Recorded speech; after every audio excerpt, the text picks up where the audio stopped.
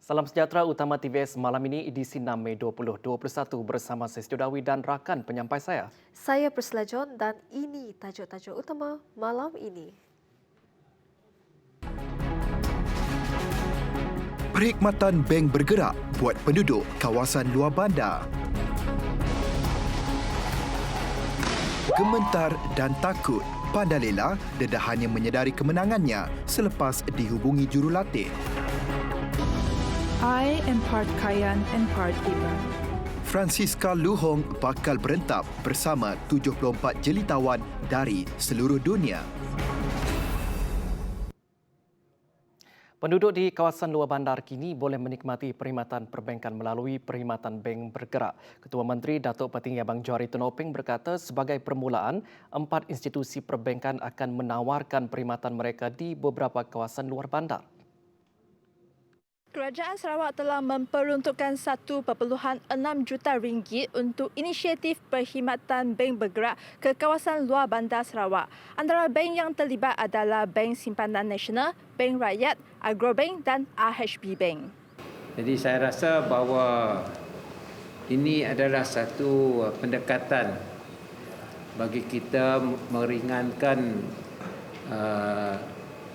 masalah yang dihadapi oleh masyarakat di luar bandar dari sudut perkhidmatan bank ini.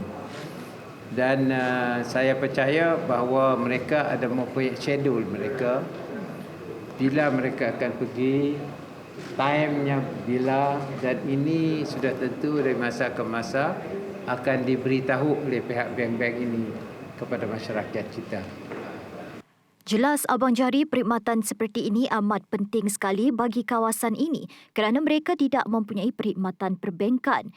Untuk perkhidmatan perbankan menerusi BSN, pihaknya akan memberi perkhidmatan di kawasan Sebau, Sungai Asap, sementara Bank Rakyat akan memberi perkhidmatan di Sebau, Tatau, Sungai Asap dan Belaga.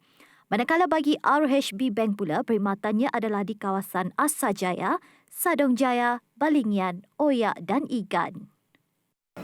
Agrobank pula akan memberi perkhidmatan di Padawan, Bau, Lundu, Sematan, Lingga, Pantu, Tebedu, Asajaya dan Sebuyang. Ini perkhidmatan yang akan diberi oleh pihak Agrobank. Kalau kita perhati, kawasan-kawasan ini adalah kawasan pertanian dan sudah tentu dapat memberikan perkhidmatan kepada para petani kita yang saya rasa sangat penting, khususnya dalam mereka melibatkan diri bidang pertanian dan juga bidang-bidang yang lain termasuklah pelancongan, kerana kita sekarang ini membina jalan coastal highway. Pada 8 Mei 2020, Abang Johari telah mengumumkan inisiatif perkhidmatan bank bergerak di luar bandar Sarawak dalam pakej bantuan khas Sarawakku dengan peruntukan sebanyak 1.6 juta ringgit. Di bawah pakej itu katanya, kerajaan negeri memberi peruntukan sebanyak RM200,000 kepada bank terlibat sebagai permulaan, iaitu untuk membeli kenderaan yang digunakan sebagai bank bergerak. Justru beliau mengalu-alukan institusi bank lain yang berminat untuk menyediakan perkhidmatan berkenaan dan berharap perkhidmatan akan diperluaskan ke kawasan lain yang memerlukan pada masa akan datang.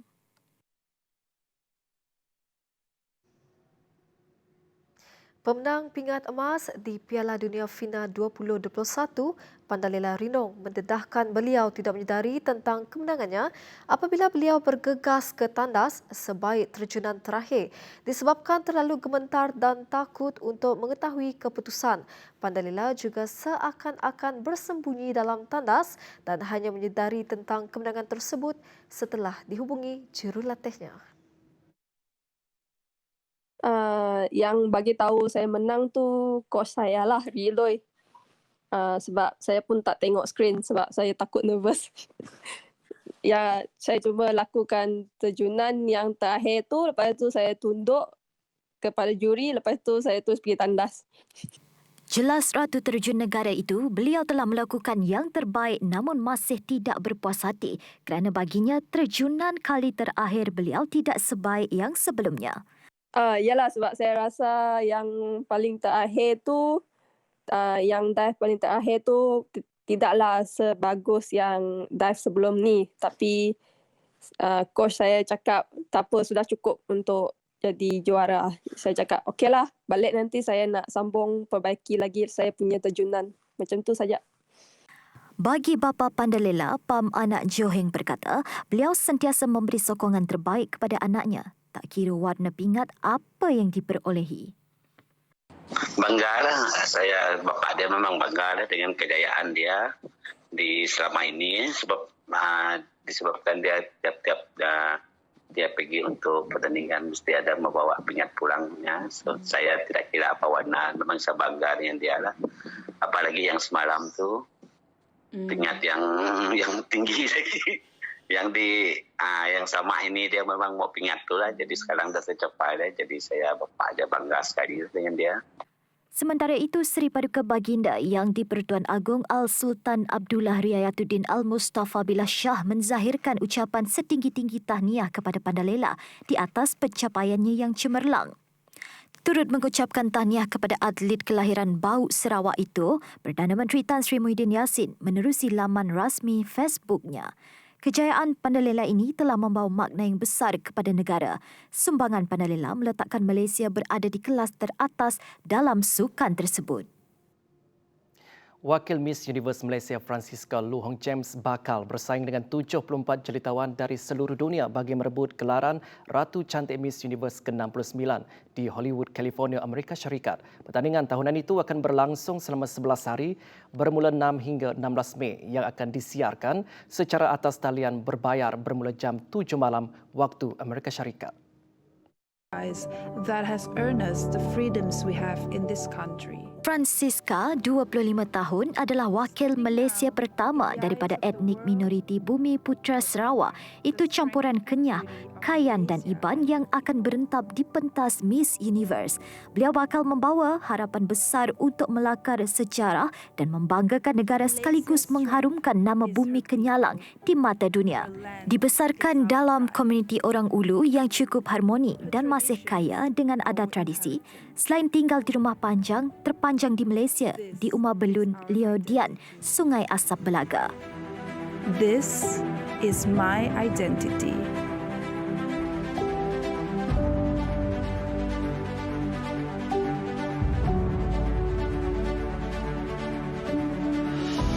I am part Kayan and part Iban, both indigenous tribes of Sarawak, the largest state in Malaysia. Sebagai persediaan ke pentas Miss Universe, Francisca menggerakkan beberapa program dan memperkukuhkan advokasinya Women Rights yang bertujuan untuk memberikan platform kepada golongan wanita di Malaysia menyuarakan pandangan mereka. Ia juga untuk membela nasib mereka daripada sebarang bentuk penindasan. Today, as I stand as a spokesperson for Malaysia, their fearless spirit lives on in me.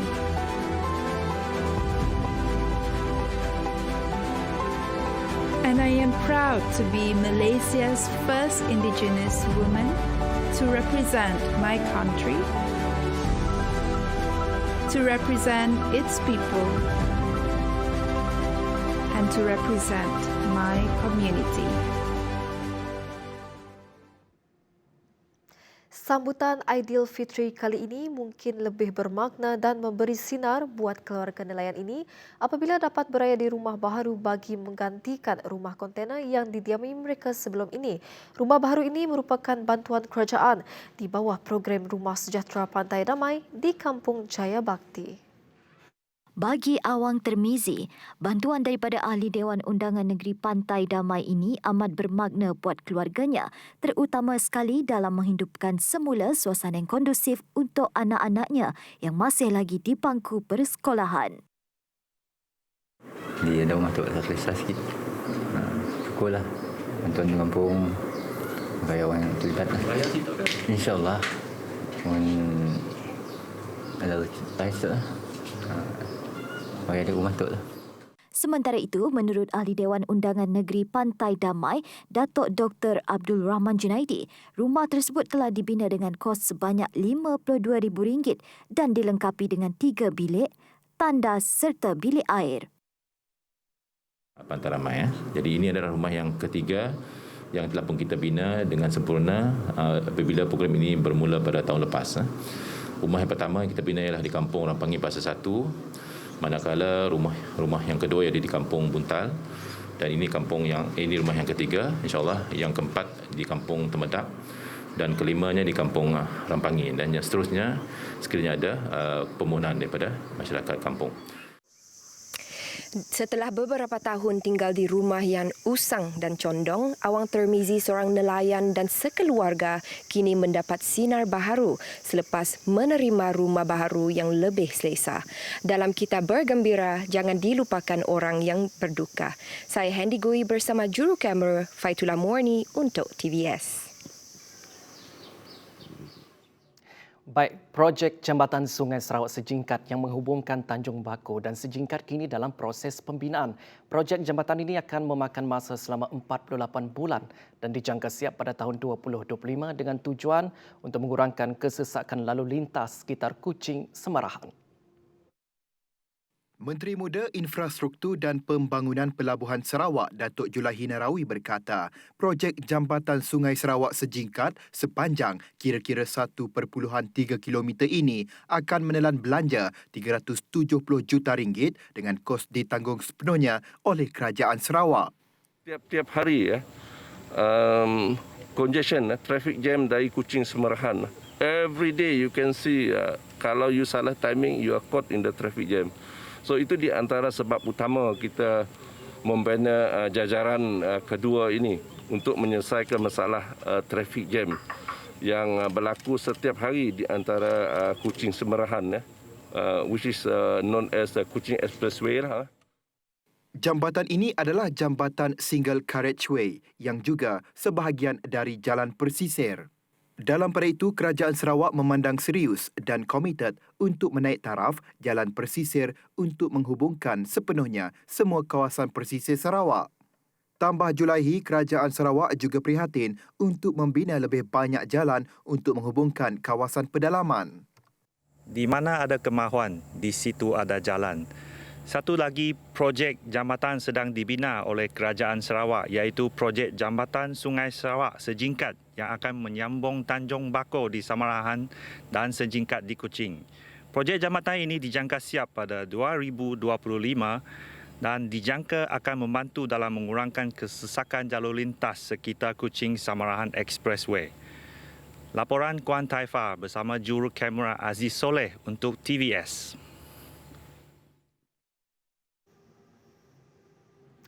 Tradisi memasang pelita pada minggu akhir Ramadan menjadi satu perkara yang wajib pada satu ketika dahulu. Di Sarawak, aktiviti memasang pelita pada malam menjelang Aidilfitri dikenali sebagai aktiviti bertuntung. Ada yang memilih pelita minyak tanah tin, ada juga yang rajin membuat pelita minyak tanah sendiri daripada buluh. Tahun beredar, ramai yang membeli pelita minyak tanah daripada plastik yang beraneka warna. Lukman Muhammad ada butirannya.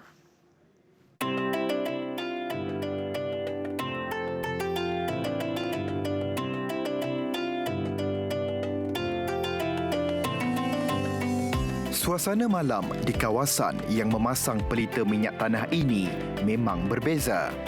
Ia umpama membawa semangat raya yang membuatkan sesiapa sahaja rasa teruja, khususnya kanak-kanak. Ketika era 80-an hingga 90-an, bagi orang dewasa, cahaya dari deretan pelita memudahkan perjalanan mereka untuk pulang ke rumah kerana ramai yang pulang lewat dari masjid pada 10 malam terakhir Ramadan.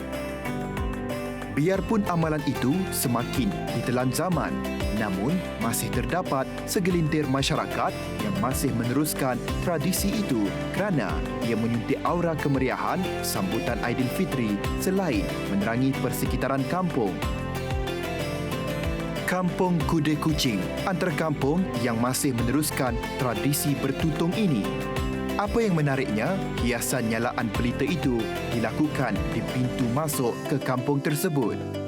Menurut Abdul Edi, projek cahaya pelita Kampung Kude merupakan inisiatif golongan belia kampung merangkumi Kampung Kude Tengah, Kampung Kude Lama dan Kampung Kude Baharu yang dimulakan sejak awal Ramadan lalu.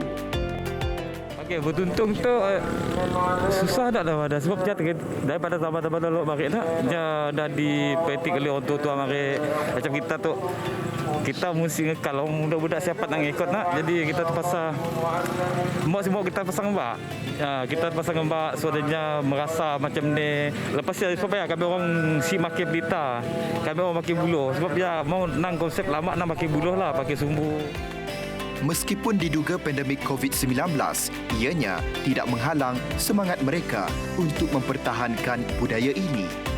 Katanya, tujuan utama pelaksanaan projek tersebut untuk menghargai sumbangan dan pengorbanan semua petugas barisan hadapan di Sarawak sekaligus menambahkan lagi seri kemeriahan sambutan Aidilfitri.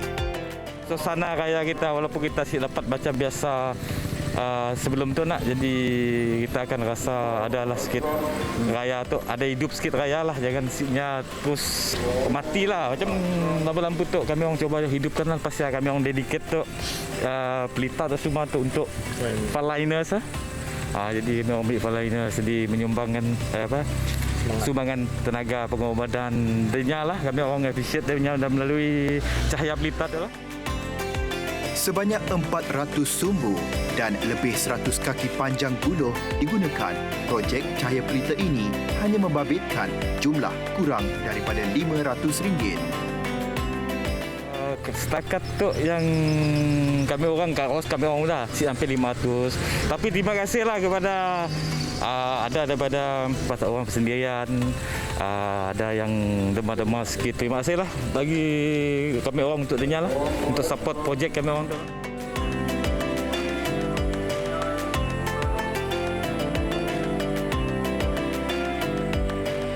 Meskipun Aidilfitri pada tahun ini diraikan sedikit berbeza daripada tahun-tahun yang sebelumnya, namun ia tidak menghalang semangat masyarakat di sekitar Kuching untuk mempertahankan tradisi memasang pelita. Dan saya percaya di Sarawak ini masih banyak lagi kawasan-kawasan kampung maupun bandar melakukan tradisi bertutung ini, di mana tradisi bertutung ini seperti kita tahu adalah memasang pelita pada buluh-buluh pada minggu akhir Ramadan. Tak terasa Ramadan kita tidak lama lagi akan berakhir, namun tibanya lebaran kita, itulah kemenangan bersama. Laporan Lukman Muhammad bersama jurukamera Fikri Razak melaporkan daripada Kuching untuk TVS.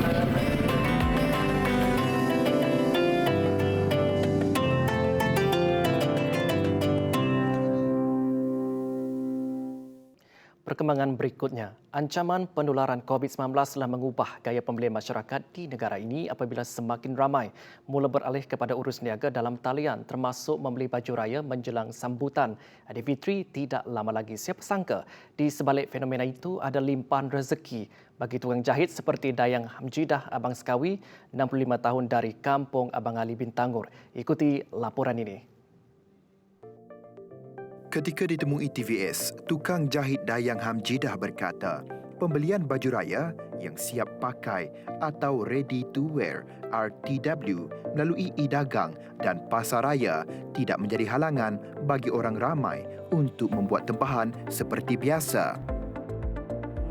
Mana kami sentuh kan banyak orang order baju online, tapi bagi kami sebagai tukang jahit dengan lama dah pengalaman dalam tu, tapi kini tu rasa kami sambutan orang masih agak menggalakkan lah, hingga kan kami si mampu last minute pun kami si dapat menerima sambutan masih macam biasa dan si mengugatkan dari menerima tempahan baju dari orang sebab kami cuma menerima tempahan tak rasa kami macam baik lah.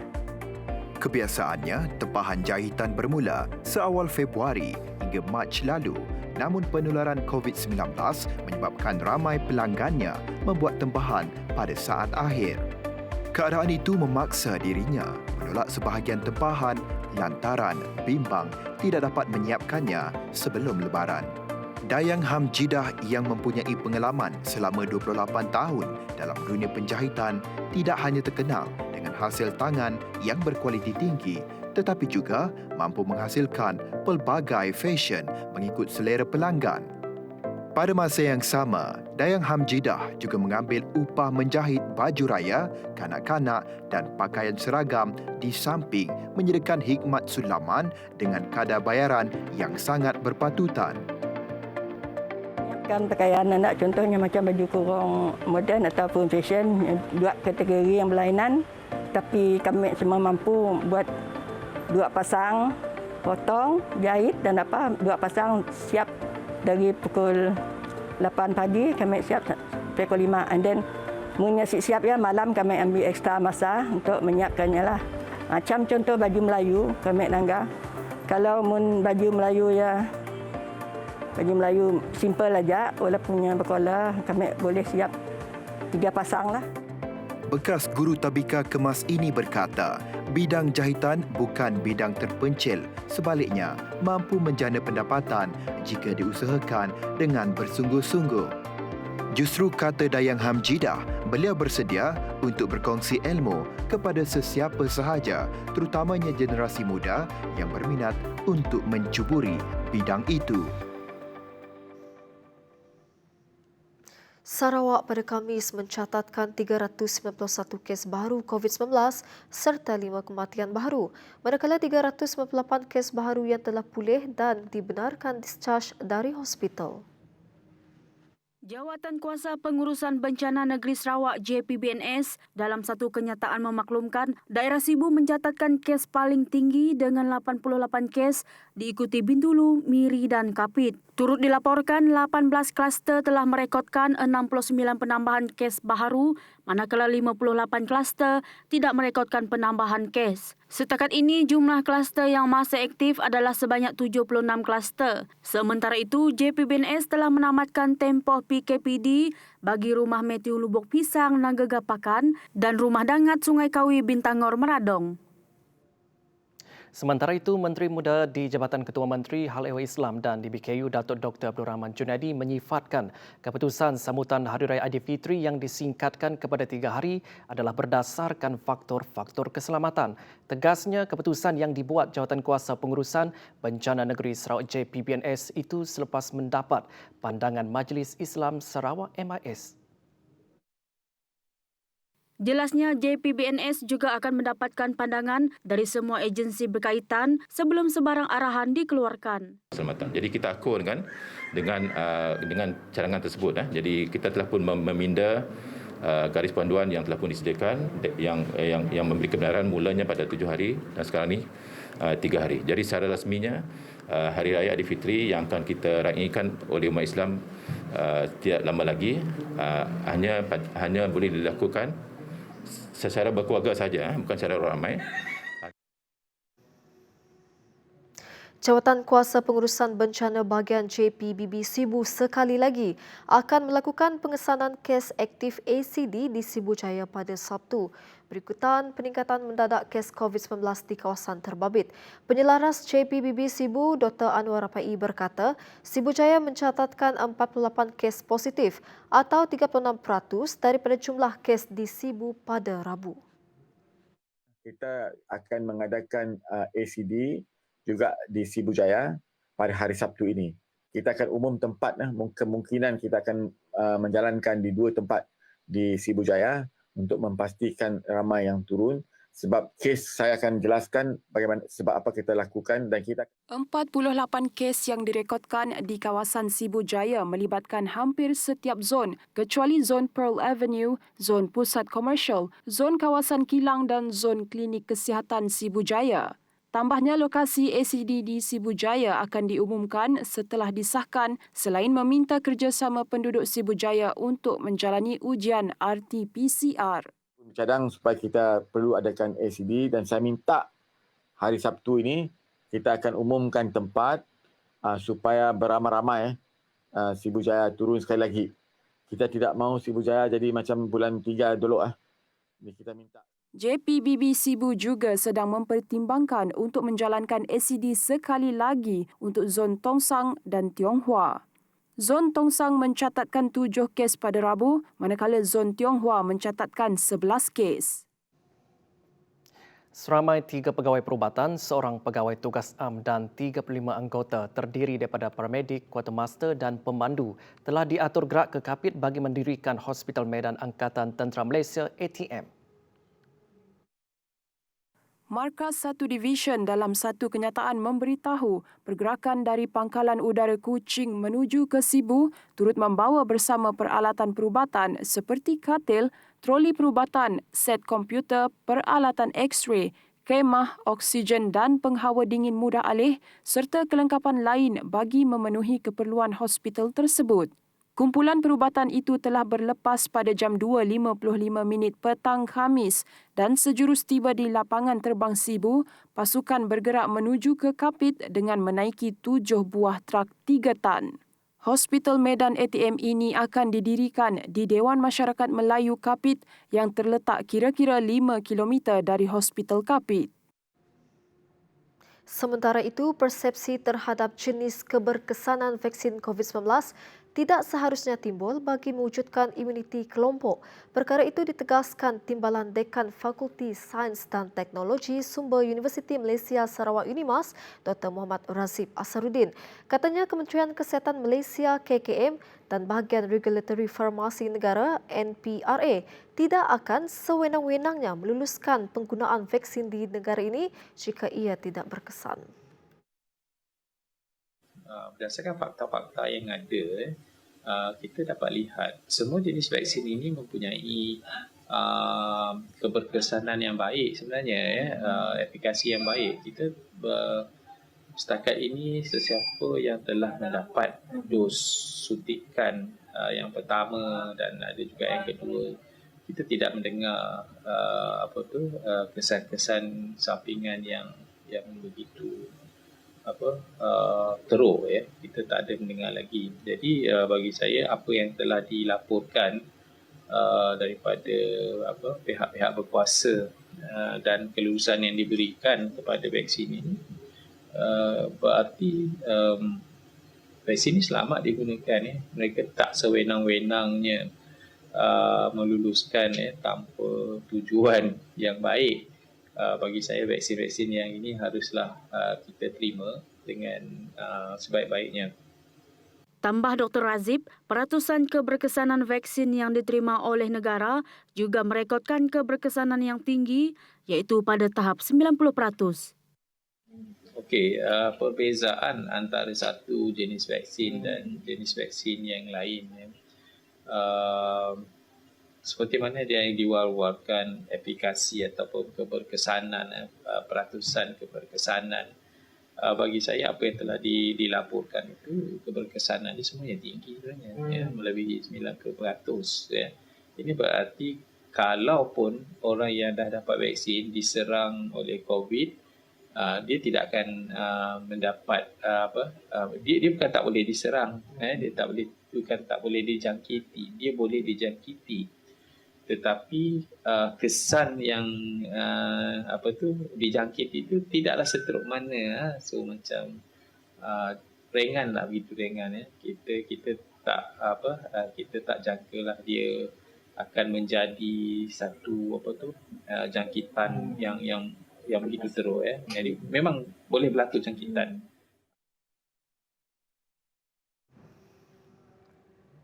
Baiklah, laporan itu tadi mengakhiri Utama TVS. Saya Priscilla John. Saya Setia Dawi, salam hormat dan selamat malam.